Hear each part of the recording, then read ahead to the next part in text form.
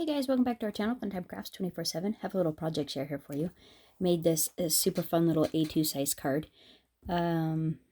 utilizing few stamp sets I've had in my stash for a while, and some other fun things.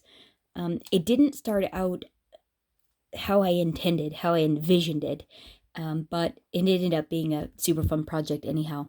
So originally I was starting out, I wanted a plaid mint chip background. I was using the Stamps of Life plaid stencil, and I wanted it to be in mint chip, and then I wanted to take the Stamps of Life 5 petal flower stencil, and I wanted a pale pink modeling paste over the top of it.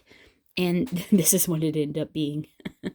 I had green apple on my blending brush, so it made it a funky mint green. And then the modeling paste ended up being a funky neon salmon peach color, like a neon peachy pink color. And what I used was I used this modeling paste here, got this off of Amazon. This giant jug was like, I don't know, $10 or something. It was super cheap. And then I combined it with Stamps of Life's strawberry ink refill, and this was the color it came out. Isn't that crazy? Yeah, it is very neon. I don't know if the camera picks it up or not, but it is really neon.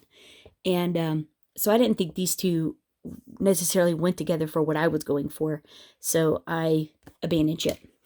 In that, I ended up with a big pile of modeling paste that was already mixed left over, and so I just trowed it out through the plaid stencil on to a spare sheet of white cardstock, and this is what it came out like. So I matted it on an A2 card base with some pool colored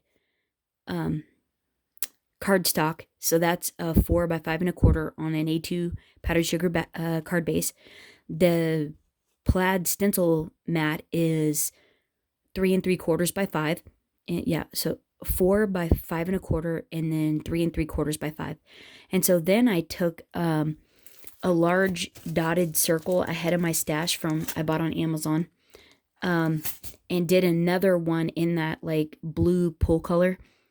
And on top of that, I cut out a powdered sugar, the large stitch circle out of Stamps of Life stitch circle set.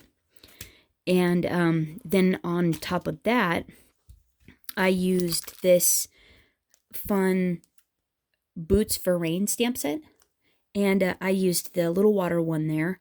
I stamped it out in pool, first generation, and then a second generation down below that, to give it the couple different colors, variations of color in there. And then I took a white jelly roll pen and a number 10 and drew some water lines in there, and then went over those in Stardust. I took the boot stamp, I stamped that out in Sunshine, did the layering stamp on top of that in Lemonade, and then all the coordinating little pieces that accent it, I stamped those out in Sunshine as well. Used my coordinating dies and cut them out, cut out that little boot.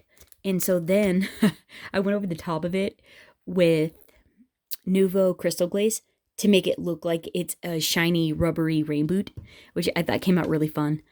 It's not all the way dry, so I don't want to tip it too much, but I thought it added a fun element there. So then all the little flowers I wanted to layer out of the top of the boot are from this month's stamp and die set from Stamps of Life. I just used the intricate dies. There's one of them. And I used the intricate die for this little flower, and this flower here. Cut them out in powdered sugar.